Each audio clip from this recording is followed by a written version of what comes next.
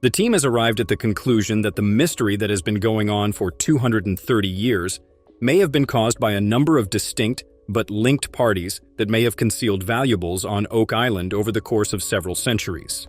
It is possible that this could explain the enigmatic building and artifacts that were discovered on Block 5, as well as the several man-made stone structures, one of which is a vault-like feature inside the swamp. There is a possibility that Judy Rudebush and Zena Halper, a friend of hers who passed away and performed study on the Templars, identified two of the factions that may have buried tremendous fortunes in the money pit. A profound connection existed between the Knights of Malta and the Marsh, and it was their presence, efforts, travels, and influences that led them to discover the answer to this enigma. When it comes to this enigma, the team believes that things were done on the island in a step-by-step manner, and they believe that there could be a great deal of knowledge regarding Malta. Archaeologists are continuing their hunt for clues in the northern section of the swamp, where the investigation is still ongoing. There are a number of Venetian trade beads that have been discovered in the round feature that is located close to the shoreline, and Moya MacDonald has made a discovery that has the potential to be significant. It is believed that the red colorant that was used on the bead dates back to the earlier part of the 17th century. A metallurgist by the name of Emma Culligan came to the conclusion that the red coloration on the bead is due to the presence of copper, which she discovered through the use of the XRF. At this point, Moya has discovered a fourth Venetian bead that has the potential to provide credence to the hypothesis that members of the Knights of Malta may have traveled to Oak Island. The copper concentration of the bead, which she discovered by the XRF, is the source of the red coloration of the material. In order to assess whether or not the boulders could be a portion of the bleed wall that Fred purportedly discovered more than half a century ago, the crew is keen to obtain additional information regarding the suspected man-made aspects of the boulders. As a conclusion, the group is currently investigating a mystery that pertains to the Knights of Malta and their role in the marsh. At this time, they are investigating a variety of clues and discovering additional evidence to back up their hypotheses. The group is also working on unearthing further walls of the swamp and investigating whether or not it is possible that these walls are a part of the bleed wall. It is with great anticipation that the crew will proceed with their quest and discover other hints regarding the history of the Knights of Malta and their connections to the swamp. An effort is being made by the team to discover a possible man-made feature consisting of boulders in the northern part of the Oklahoma River wetland.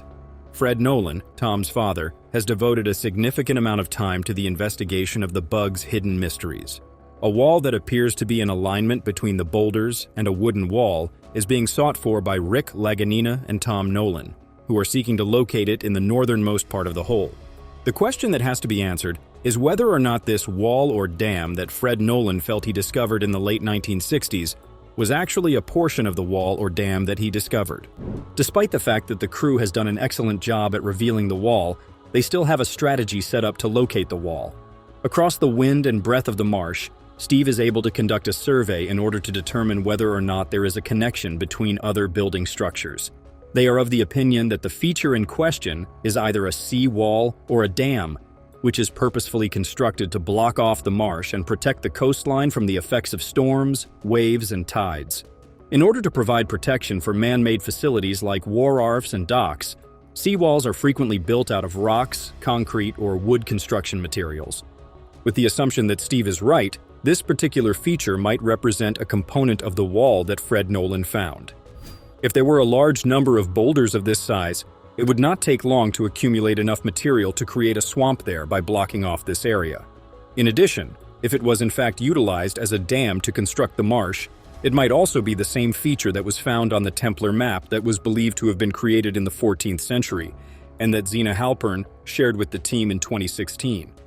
In addition to the connection to Zena's map and the barrage, which can be thought of as a dam or barrier, the team is also thrilled about the unique alignment of the boulders that are embedded in the wall. It would be amazing if there was evidence to demonstrate that the map is authentic, as this would establish that Fred did, in fact, see something there, which would be a confirmation that the map is authentic. As the team prepares to enter the tunnel that led from Shaft 6 to the money pit where the collapse took place, they are about to enter the tunnel. As they come closer, they are getting set to see some currency, and they are getting nervous.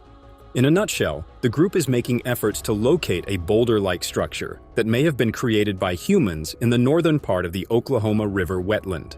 In the vicinity of the RP-3 shaft, which is getting closer and closer to its goal depth of 118 feet, they are doing exploration tasks.